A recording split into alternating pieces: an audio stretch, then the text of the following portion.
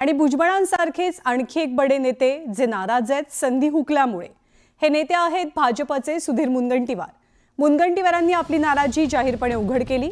मंत्रिमंडळात आपलं नाव असेल असं आपल्याला सांगितलं गेलं होतं, पण त्यानंतर माझं नाव कापलं गेलं असा सवाल सुधीर मुनगंटीवारांनी विचारला।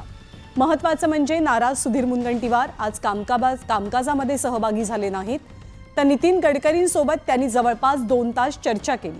यावेळी नाराज मुनगंटीवारांची नितीन गडकरींनी समजूत घालण्याचा प्रयत्न केल्याचं कळतंय, तर दुसरीकडे सुधीर मुनगंटीवारांना वेगळी जबाबदारी दिली जाईल अशी सुद्धा चर्चा आहे।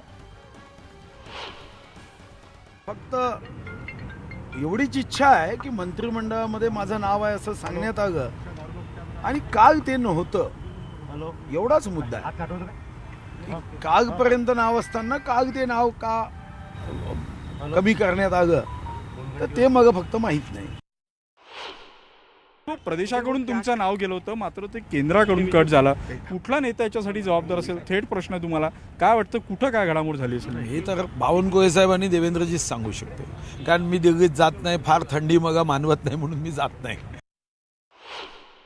शेवटी पक्ष आणि सरकार या दोन्ही गोष्टी आपल्याला चालवायच्या असतात, त्यामुळे काही वेळी सरकारमध्ये काम करणारे पक्षात काम करतात, काही पक्षात काम करणारे सरकारमध्ये काम करतात। सुधीरभाऊ अतिशय अनुभवी नेते आहेत, महाराष्ट्राचे आमचे अध्यक्ष राहिलेले आहेत, त्यामुळे आमच्या केंद्रीय पक्षाने त्यांच्याबद्दल काही विचार करूनच त्यांना मंत्रिमंडळात घेतलेलं नाही।